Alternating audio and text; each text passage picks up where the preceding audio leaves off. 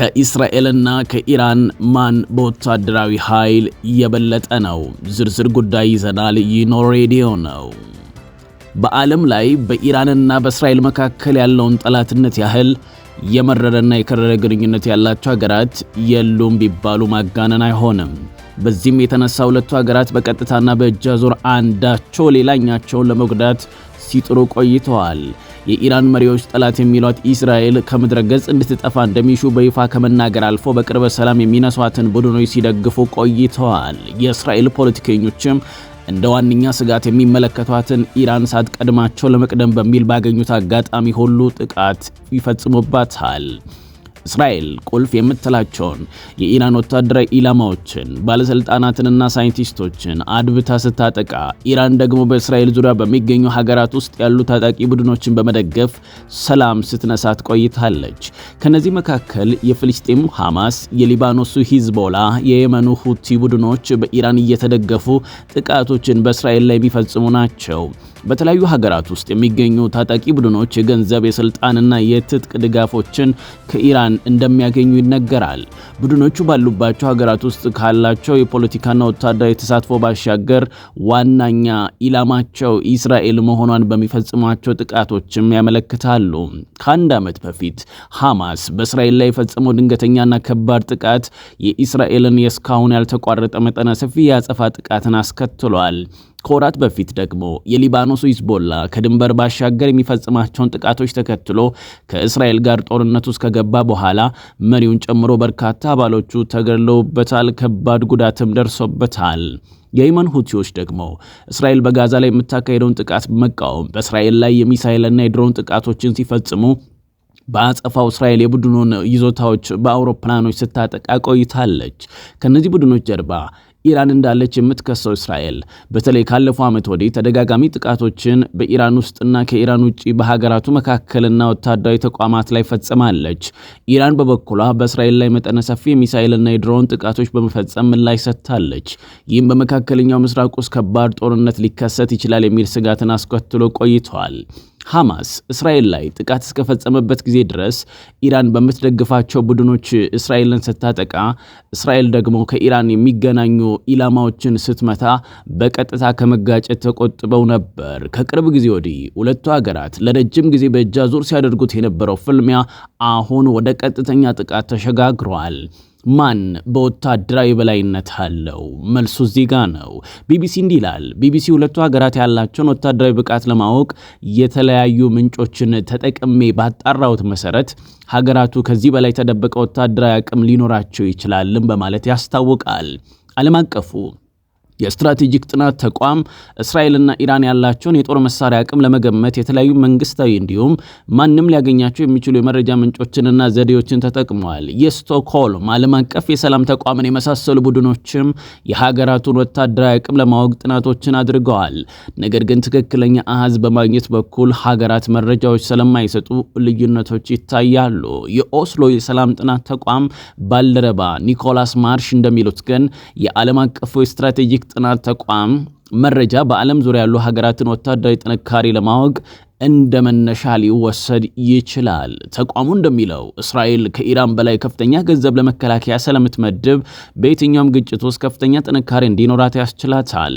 በአይኤስኤስ መረጃ መሰረት በአውሮፓውያኑ 2022 እና 2023 የኢራን መከላከያ በጀት 7.4 ቢሊዮን ዶላር አካባቢ የነበረ ሲሆን የእስራኤል ግን ከእጥፍ በላይ 19 ቢሊዮን ዶላር ነበረ። ከምጣኔ ሀብት አንጻርም የእስራኤል አጠቃላይ ሀገራዊ ምርት ከኢራን በእጥፍ የሚበልጥ ነው ብለዋል። ንጽጽሩን ስንመለከት ህዝቡን እዚህ ጋር እንጥቀስ። ሀገራዊ ምርትና የህዝቡን ስንመለከት 9.6 ሚሊዮን ህዝብ አላት እስራኤል። ኢራን ደግሞ 88.6 ሚሊዮን ህዝብ አላት። ሀገራዊ ምርትን በዶላር ስንመለከት እስራኤል 525 ቢሊዮን ዶላር ሀገራዊ ምርት በዶላር ሲኖራት ኢራን ደግሞ 413 ቢሊዮን ዶላር አላት። አጠቃላይ ምርትን በነፍስ ወከፍ በዶላር ስንመለከት እስራኤል 54931 ሲኖራት ኢራን ደግሞ 4669 አላት። የመከላከያ በጀቷን በዶላር ስንመለከት እስራኤል 19 ቢሊዮን ዶላር ስትመድብ ኢራን ደግሞ 7.4 ቢሊዮን ዶላር ትመድባለች። የመከላከያው ከአጠቃላይ ምርት አንጻር ስንመለከት እስራኤል 4% ሲሆን ኢራን ደግሞ 2% እንደማለት ነው የ2022 መረጃዎች የሚያሳየው። የቴክኖሎጂ በላይነቱን ስንመለከት ደግሞ የአይኤስኤስ አሃዞች እንደሚያመለክቱት እስራኤል ለውጊያ ዝግጁ ሆኑ 340 ወታደራዊ አውሮፕላኖች ሲኖራት ይህም ኢላማ የለዩ ጥቃቶችን የመፈጸም ብቃት ይሰጣታል። ካሏት የጦር ጀቶች መካከልም ረጅም ርቀት ተጉዞ ጥቃት የሚፈጽሙት ኤፍ-15 አውሮፕላኖች፣ እጅግ ዘመናዊዎቹ ኤፍ-35 አውሮፕላኖች ደግሞ ከራዳር እይታ ውጭ የሚጓዙ ሲሆን ፈጣን አጥቂ ሄሊኮፕተሮችም አሏት። ኢራን ደግሞ 320 የሚደርሱ የውጊያ ብቃት ያላቸው አውሮፕላኖች ባለቤት ናት። ጄቶቿም የ1960ዎቹ ስሪቶችን ጨምሮ ኤፍ4፣ ኤፍ5 እና ኤፍ14 የጦር አውሮፕላኖች እንዳሏት አይኤስኤስ ገልጿል። የኦስሎ የሰላም ጥናት ተቋም ኒኮላስ ማርሽ እንደሚሉት ኢራን ካላት አረጌ የጦር አውሮፕላኖች መካከል ምን ያህሉ መብረር እንደሚችሉ ማወቅ አስቸጋሪ ነው። ምክንያቱም የአውሮፕላኖች መለዋወጫ በአሁኑ ጊዜ ማግኘት እጅግ አስቸጋሪ በመሆኑ ነው። የሚሳኤል ጥቃት መከላከያዎችን ጉዳይ ደግሞ እዚህ ጋር እናንሳ። አይረን ዶም፣ አሮም የተባሉት የሚሳኤል ጥቃት መከላከያ ስርዓቶች እስራኤል ራሷን ለመጠበቅ የሚያስችሏት የጀርባ አጥንቶቿ ናቸው ሊባሉ ይችላሉ። የሚሳኤሎቹ ኢንጂነር የሆኑት ኡዚ ሩቢን በእስራኤል መከላከያ ሚኒስቴር ውስጥ የሚገኘው የእስራኤል የሚሳኤል መከላከያ ድርጅት መስራች ናቸው። አሁን ደግሞ በኢየሩሳሌም የስትራቴጂና ደህንነት ተቋም ውስጥ ከፍተኛ ተመራማሪ ሲሆኑ ባለፈው ቅዳሜ በኢራን የተተኮሱትን ሚሳኤሎችና ድሮኖች አይረን ዶም እና የእስራኤል አጋሮች ሲያከሽፏቸው ሲመለከቱ ደህንነት ነው የተሰማኝ ሲሉ ለቢቢሲ ተናግረዋል። የጥቃት መከላከያዎቹ ሚሳኤሎችን በማምከን እንከን የማይወጣላቸው ናቸው። በጣም ደስታና እርካታ ነው የተሰማኝ። መከላከያዎቹ የአጭር ርቀት የሚሳኤል ጥቃቶችን የሚያመክኑ ሲሆኑ እነሱን የሚመስል ሌላ ዘዴ የለም ይላሉ። ኢራን ከእስራኤል ምን ያህል ትርቃለች? እዚህ ጋር ጥያቄው መነሳቱ በተለይ ጂኦግራፊካዊ የሆነውን የጦርነት አካሄድ ለማወቅ እጅጉን ይረዳል። እስራኤል ከኢራን ከ2100 ኪሎ ሜትር በላይ በሚሆን ርቀት ላይ የምትገኝ ሀገር ነች። ዲፌንስ አይ የተባለው መጽሔት አርታይ ቲም ሪፕሌይ ለቢቢሲ ሲናገር ኢራን እስራኤልን ለማጥቃት ዋነኛ መሳሪያዋ ሚሳኤል ነው። ለዚህም ኢራን የምታካሄደው የሚሳኤል ግንባታ ፕሮግራም በመካከለኛው ምስራቅ ውስጥ ካሉት መካከል ትልቁና የተለያየ አቅም ያለው መሆኑ ይነገራል። ከአሜሪካ ማዕከላዊ እዝ ጀነራል ኬንት ማክኒዝ በአውሮፓውያኑ 2022 እንደተናገሩት ኢራን ከ3000 በላይ ተወንጫፊ ሚሳኤሎች አሏት። ኤስአይኤስ ሚሳኤል ዲፌንስ ፕሮጀክት ባወጣው መረጃ መሰረት ደግሞ እስራኤል ከራሷ አልፋ ለበርካታ ሀገራት ሚሳኤሎችን ሸጣለች። የኢራን ሚሳኤሎችና ድሮኖችን ጠንካራነት ደግሞ እዚህ ጋር እናንሳ። ኢራን ከጎረቤቷ ኢራቅ ጋር ከአውሮፓውያኑ 1980 ጀምሮ ለ8 ዓመታት የቆየ ጦርነት ካደረገችበት ጊዜ አንስቶ መጠነ ሰፊ ሚሳኤልና የድሮን ግንባታ ስራዎችን ስታከናውን ቆይታለች። በዚህም ኢራን የአጭር ጊዜና የረጅም ርቀት ተወንጫፊ ሚሳኤሎችን ለመገንባት ችላለች። አብዛኞቹም በእስራኤል ላይና በቅርቡ በፈጸመቻቸው ጥቃት ወቅት ጥቅም ላይ አውላቸዋለች። የየመን ሁቲዎች በሳውዲ ላይ የተኮሷቸውን ሚሳኤሎች ያጠኑ ተንታኞች በደረሱት ድምዳሜ መሰረት ሚሳኤሎቹ ኢራን ውስጥ የተሰሩ ናቸውም ብለዋል። ከርቀት መቅጣት እዚህ ጋር ሌላ ሐሳብ እናንሳ። ቲም ሪፕሌይ እስራኤል ከኢራን ጋር በእግረኛ ወታደሮች የሚደረግ ጦርነት ውስጥ የመግባት እድሏ ዝቅተኛ ነው ይላሉ። እስራኤል ያላት የአየር ኃይልና ውጤታማ ተወንጫፊ የጦር መሳሪያዎቿ የበላይነትን ይሰጣታል። ስለዚህም ኢራን ውስጥ የሚገኙ ኢላማዎች ላይ የአየር ጥቃት የመፈጸም ብቃት አላትም በማለት ይናገራል። ጨምሮም እስራኤል በምትፈጽማቸው የአየር ጥቃቶች ዋነኛ ኢላማዋ የኢራን ባለስልጣናትን መግደልና የነዳጅ ተቋማቷን ማውደም ሊሆን ይችላልም ይላሉ።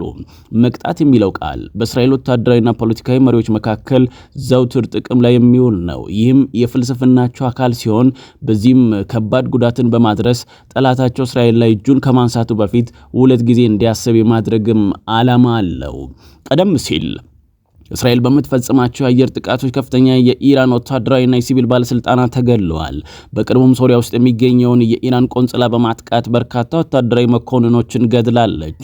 ምንም እንኳን እስራኤል ለጥቃቱ ኃላፊነቱን ባትወስድም ኢራን ጥቃት እንድትፈጽም ምክንያት ሆኗልም ይላል። የባህር ኃይሉስ ምን ይመስላል? IISS እንደሚለው ዘመናትን ያስቆጠረው የኢራን ባህር ኃይል 220 መርከቦች ሲኖሩት እስራኤል ደግሞ 60 ብቻ የሚሆኑ መርከቦች አሏት። እስራኤልና ኢራን የሚጋሩት የውሃ አካል ስለሌለ በባህር ኃይሎቻቸው አማካኝነት ግጭት ውስጥ የመግባት እድላቸው ጠባብ ነው። ነገር ግን በኢራን የሚደገፉት የየመን ሁቱ ታጣቂዎች በኤደን ባህረ ሰላጤና በቀይ ባህር በኩል በሚያልፉ የእስራኤልና የምዕራባውያን መርከቦች ላይ ጥቃት እያደረሱ ነው።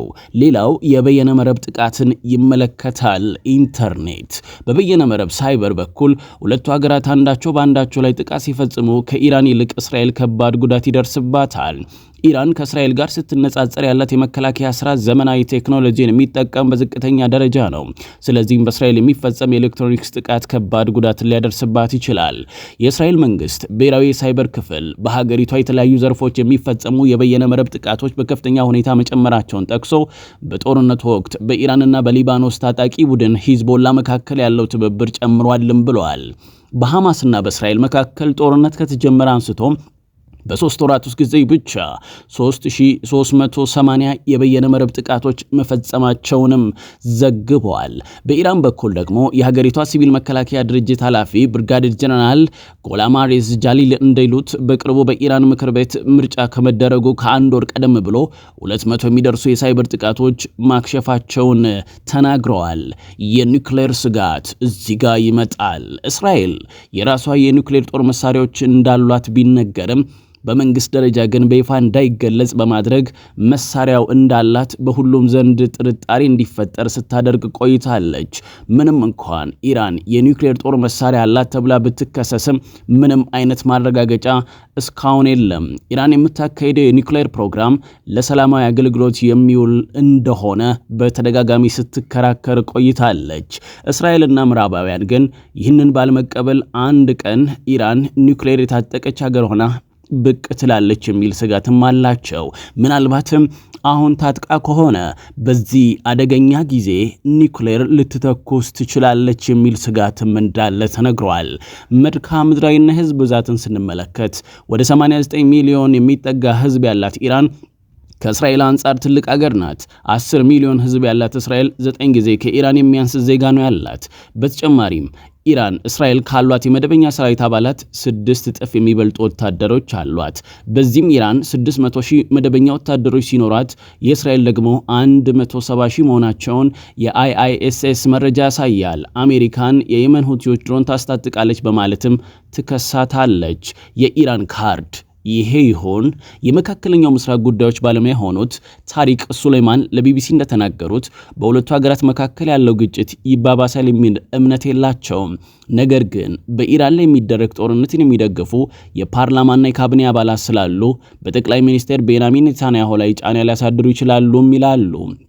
እንዲሁም በተለዋዋጭ እስራኤል ፖለቲካ ውስጥ ኔታንያሁ ፖለቲካዊ መዳከም ባጋጠማቸው ጊዜ የኢራንን ካርድ ሊመዙት ይችላሉ ሲሉም ያስጠነቅቃሉ። የእስራኤሉ ሂብሩ ዩኒቨርሲቲ ባካሄደው የህዝብ አስተዳደር መለኪያም ደግሞ የህዝብ አስተያየት መለኪያ 3/4 የሚሆኑት እስራኤላውያን ሀገራቸው በኢራን ላይ የአጸፋ እርምጃ የምትወስድ ከሆነ ከወዳጆቿ ጋር ያላትን የደህንነት ስምምነት እንደሚጎዳው ይናገራሉ። ሌላኛው የእጅ አዙር ጦርነትስ ይቀጥል ይሆን? በየመን የሚገኙ ሁቲ ታጣቂዎች ሌላኞቹ የኢራንን የእጅ አዙር ጦርነት የሚያካሂዱ ቡድኖች ናቸው። ሳውዲ አረቢያም ከሁቲ በኩል የሚተኮስባት ሚሳኤሎች በኢራን የተሰሩ ናቸው ትላለች። በተጨማሪም በኢራን የሚረግፉት ቡድኖች በኢራቅና ሶሪያ ውስጥ ከፍተኛ ስልጣን አላቸው። ኢራን የሶሪያ መንግስትን የምትደግፍ ሲሆን በእስራኤል ላይ የሚፈጸሙ ጥቃቶች የሶሪያ ግዛት ጥቅም ላይ እንደሚውሉ ይነገራል። ጦርነቱ ቀጥሏል። አዲስ ነገር ካለ እንመለሳለን። ይህ ሬዲዮ ነው፣ የእናንተው የወሬ ገበያ።